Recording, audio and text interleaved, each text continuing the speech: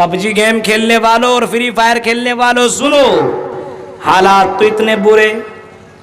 अभी उत्तर प्रदेश का वाकया बता रहा हूँ। एक बेटे ने अपने बाप से कहा कि मुझे रिचार्ज करना है, मोबाइल पे रिचार्ज के लिए मुझे पैसे दो। बाप ने कहा क्यों? रात भर जागने के लिए पैसे दो, पढ़ाई ना होने के लिए पैसे दो। 24 घंटा मोबाइल में लगा रहता है, ऐसा चिपकता है। आज तक कोई आदमी अपनी बीवी से इतना नहीं चिपका होगा जितना तो मोबाइल से चिपकता है। इतना चिपक इतना देर तक उसके अंदर लगा रहता है। कोई मेहमान भी आ जाए, सलाम भी करे तो सलाम का जवाब भी नहीं देता है। बुलाए माँ बुलाती रहे लेकिन जवाब नहीं, बाप बुलाता रहे लेकिन जवाब नहीं। इतना बड़ा नशा, इतना बड़ा नशा। बाप ने कहा नहीं पैसा दूंगा। देखिए कितना डेंजर है ये। इसी वजह से कुरान कहता है इन्नमल खम्रु वल मैसिरु वल अंसाबु वल अज़लाम रिजजुम मिन अमलिश शैतान। ये जुआ, शराब, ये सब शैतान के कामों में से हैं। इससे बचने की कोशिश करो। कितना डेंजर है। बेटे ने रात में छुरी निकाली। अच्छा पैसा तो नहीं देगा, रिचार्ज नहीं कराएगा। रात में छुरी निकाली बेटे ने और उसी छुरी से अपने बाप को कत्ल भी कर दिया। अपने बेटों को आजाद छोड़ने वालों, आज ऐसा क्यों हो रहा है? आज हमारा बच्चा इतना बिगड़ा हुआ क्यों है? आज पिकनिक मनाने के लिए हमारा बच्चा जाता है गर्लफ्रेंडों के साथ, न जाने किन किन पार्कों में जाकर के बैठ करके नौटंकी करते रहता है।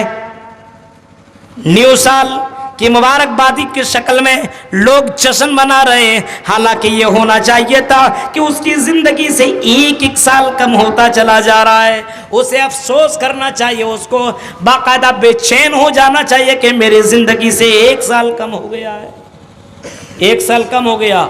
और हैप्पी न्यू ईयर के नारे लगा रहा है।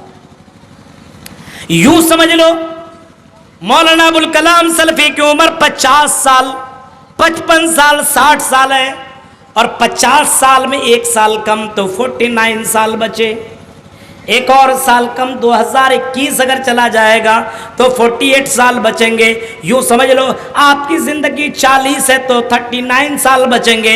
एक एक साल आपकी जिंदगी से कम होता चला जा रहा है और तुम जश्न में डूबे हुए हो, हैप्पी न्यू ईयर के नारे लगा रहे हो और ना जाने कौन कौन से बेहुदा काम कर रहे हो और गानों के अंदर शरीक हो रहे हो, ऑर्केस्ट्रा के अंदर शामिल हो रहे हो, डांस और गाना देख रहे हो। मेरे प्यारे साथियों गौर करो, हम और आप कहां हैं और इतने ज्यादा बिगड़ने की वजह क्या है? ये कोरोना वबा आने के बाद भी हमारे अंदर सुधार नहीं है। हमने मस्जिदों को नहीं पकड़ा, हमने कुरान को नहीं पकड़ा, हमने तिलावत कुरान को नहीं पकड़ा। आज हर किसी के मोबाइल के अंदर भोजपुरी गाने मौजूद। नौजवानों, नौजवान तो नौजवान है, बूढ़े भी जवान हो चुके हैं। ये भोजपुरी गाना निकला नहीं, बूढ़ा भी देखता है इतना गौर से। हाजी साहब, एक हाजी साहब भोजपुरी फिल्म देख रहा था और गाने भी, और वो नौटंकी वाली गाने। जिस लड़की की तस्वीर देख लो अल्लाह की कसम खाना अंदर न जाए, इतनी बेहुदा है। एक लड़का लड़की भाई बहन मिलकर के तो देख ही नहीं सकते हैं। और एक हाजी साहब भोजपुरी टचमी करके पता नहीं कौन सा गाना निकला है, किस अंदाज से। एक जगह मैं प्रोग्राम में जा रहा था, ड्राइवर ने लगा लिया भोजपुरी गाना।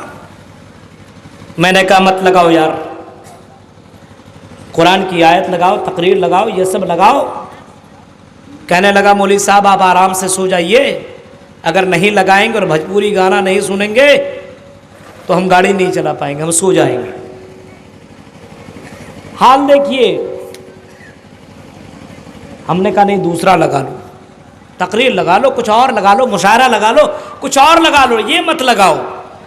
कहा नहीं लगाएंगे, अगर दूसरा लगा लेंगे तो हमको नींद आ जाएगी।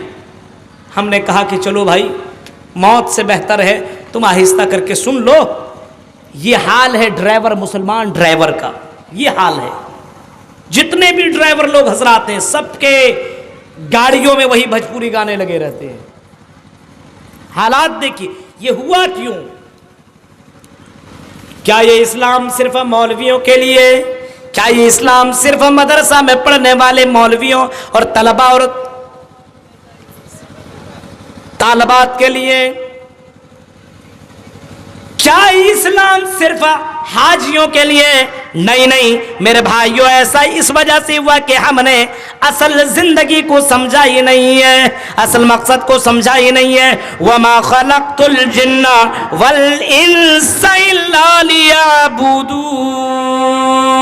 آئی میرے بندو، ہم نے تمہیں محض اپنی عبادت کے لیے پیدا کیا۔ أَفَحَسِبْتُمْ أَنَّمَا خَلَقْنَاكُمْ عَبَثًا وَأَنَّكُمْ إِلَيْنَا لَا تُرْجَعُونَ۔